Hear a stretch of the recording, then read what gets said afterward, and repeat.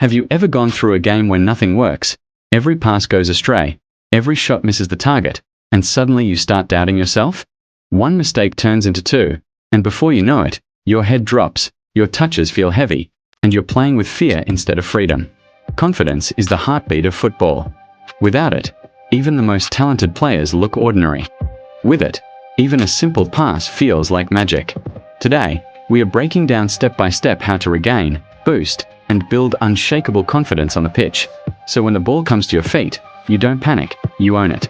Confidence in football isn't just about believing you're the best. It's about trust. Trust in your touch, trust in your decision-making, and trust that even when you make mistakes, you'll bounce back. Think of two players in the same match. One misplaces a pass and suddenly starts hiding behind defenders, avoiding the ball. The other misplaces the exact same pass but immediately shows again, demanding the ball to make it right. Same mistake, but completely different outcomes. That's what confidence looks like. Not perfection, but the ability to keep showing up. Football is a game of mistakes. Even world-class players lose the ball dozens of times per match. The difference is, they don't let those moments define them. Remember, mistakes don't kill confidence. Dwelling on mistakes does. Football moves too fast to stay stuck in your head. The key is to reset and keep moving.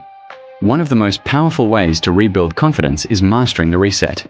After a bad touch or mischance, you really have two options: drop your head and disappear, or shake it off and go again. The best players in the world all share what's called a next action mentality. They don't waste energy replaying mistakes in their heads. Instead, they instantly shift their focus to the next duel, the next pass, the next run. That's why you'll often see professionals clap their hands, pump their fists, or shout encouragement after an error. It's their way of breaking out of negative thinking and stepping back into the game. You can do the same by building your own reset routine. For instance, maybe you clap your hands once right after a mistake to physically mark the moment and move on. Some players say something positive out loud, like "next one," to remind themselves the game keeps moving. Even something as simple as fixing your posture, shoulders back, chest out, eyes up, can flip the switch. It might sound small, but confidence often starts with these little cues. If you look defeated, you'll play defeated. But if you look alive, you'll play alive. Confidence isn't something you suddenly switch on during a match. It's built long before kickoff, in the way you train. If you go half speed in training, you'll never fully trust your skills when the pressure is real. That's why the most confident players treat training sessions like mini matches. They sharpen their touch in tight rondos, work on finishing when they're out of breath, and throw themselves into small-sided games where decisions need to be made in a split second. There's a simple rule: train harder than the match. When the intensity of training pushes you beyond your comfort zone, match day suddenly feels easier. That's when confidence starts to grow, because you've already survived tougher moments in practice. It's also about attacking your weaknesses. Maybe you've avoided your weak foot, or struggled with controlling awkward passes under pressure. Instead of hiding from those areas, work on them relentlessly.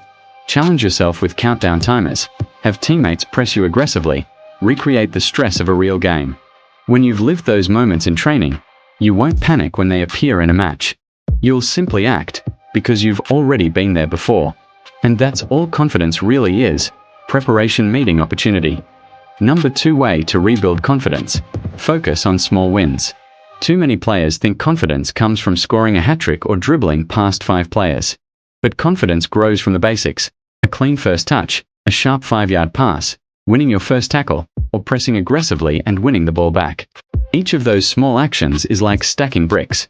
By the time the big chance comes, a one-on-one with the keeper, a killer through ball, you already feel strong because you've been stacking wins all game.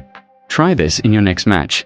Instead of aiming to be the hero right away, aim for 3 simple wins in the first 10 minutes. Complete your first pass, win your first duel, and move into space to support a teammate.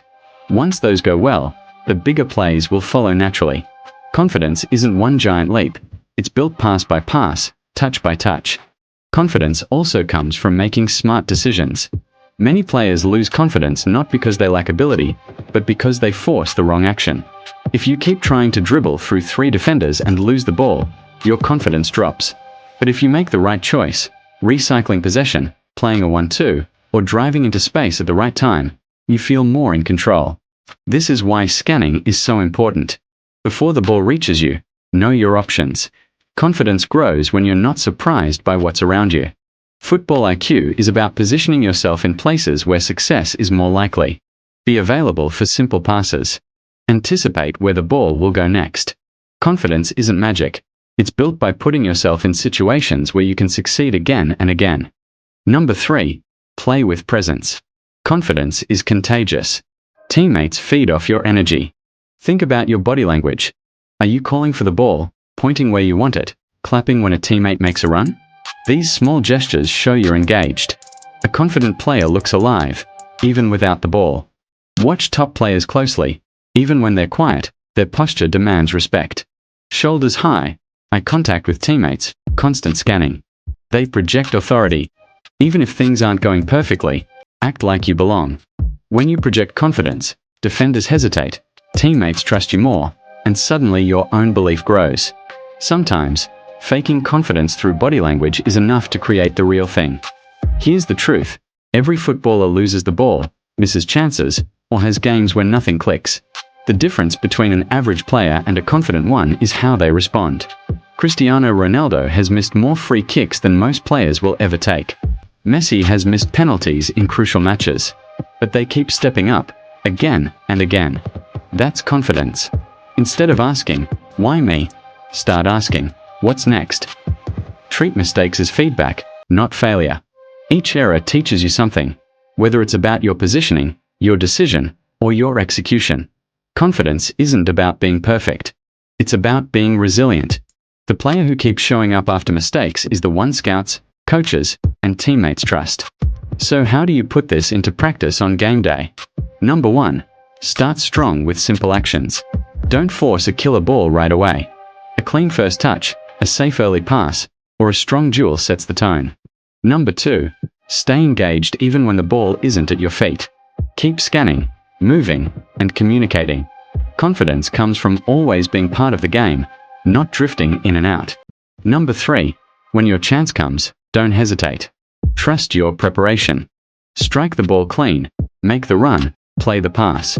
Confidence in football is not built overnight, but step by step, action by action. When you train with intensity, focus on small wins, and bounce back from mistakes, you'll find that your confidence doesn't just return, it becomes unshakable. Football is as much mental as it is physical.